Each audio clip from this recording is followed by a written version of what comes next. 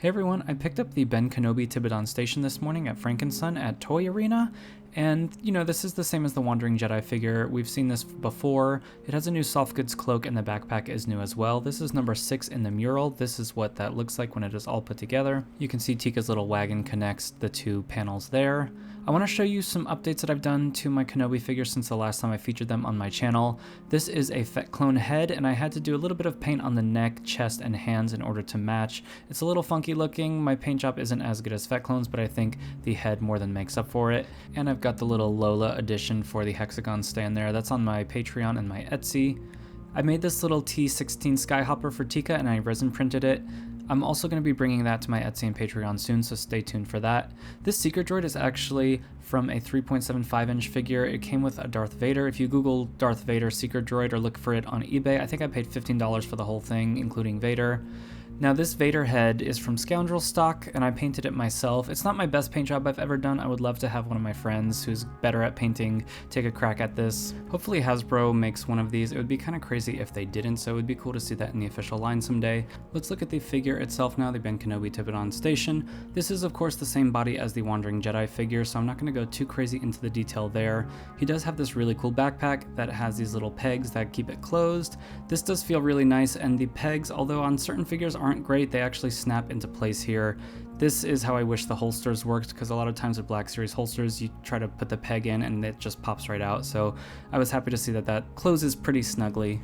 Taking the figure out of the package, I actually thought the blue was going to be a little bit too light in this compared to the show, but this actually is a really nice dark blue, and the cape is actually pretty decent for a Black Series soft goods cloak. It is kind of a pain. You can see how it's kind of going up to his ear here. I was trying to fiddle around with it a little bit, and I really just cannot. I just made it worse and worse after I kind of loosened it up from how it was stored in the package. I wanted to see how the backpack fit and to see if it was easy to get over his shoulders, but I actually just found it to be quite difficult, and so I kind of gave up on it because I didn't want to risk ripping the straps, and this isn't actually how I wanted to display him anyway.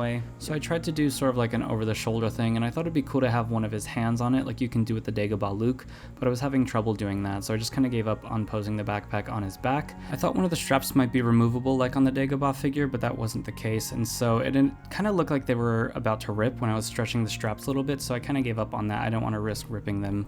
So instead of the soft goods cloak, I want to try using this other cape that I've had sitting around for a little bit. I did use it on my custom Tibidon Station Kenobi. It's from the Marvel Legends Ego figure, and it looks really great on Star Wars figures. I did paint it brown using Vallejo air paints. They're very thin paints, so they do a nice job kind of blending in and not looking like there's paint caked on. The head is easy to pop off, so I just kind of popped it off and stuck the cape on there. The only issue is that Kenobi is a lot skinnier than the Ego figure, and so the cape just kind of floats over him just a little bit, so we'll fix that in a little bit. First, I want to do a matte spray on this whole thing. So this is Mr. Super Clear Matte Spray. This was recommended by some other toy customizers. You can see kind of how far and how much I spray of it. Then I rotate everything just a little bit and hit it again. It only takes a few seconds to dry. Do this outside for sure. This stuff really stinks, and definitely wear a mask because this stuff can get into your lungs and sit there, I've heard, so better safe than sorry. Once we have that matte spray dried, this is only about 30 seconds after the clip that I took outside. You can see how shiny the back of it is compared to the front now, so this is kind of what you want. I really just think this makes everything look a little bit more lifelike. It makes the cloth look a little bit more like cloth and less like plastic. And then let's stick a little bit of black tack. I'll have this link below. It's just a little adhesive, very similar to the white one. It's just a little bit stronger. It does leave a little bit of a residue sometimes, so you just want to be careful not to use that in areas that matter. But this is how I stick my figures to these stands, just to give them a little bit of extra stability. And it's how I used to stick my figures to my risers before I had the little hexagon clips. This does look a little silly because the back is sticking out, so now I'm going to stick a little bit more black tack inside and stick that on. So this will probably pop back up over time. This is great if you're doing toy photography and you just want to glue something down temporarily. This will probably need to actually be properly super glued in order to stay in place permanently, but just for the purpose of this video, I just wanted to display how that works. Now I just want to figure out how to get his backpack on, because that's not really going to work with this cloak.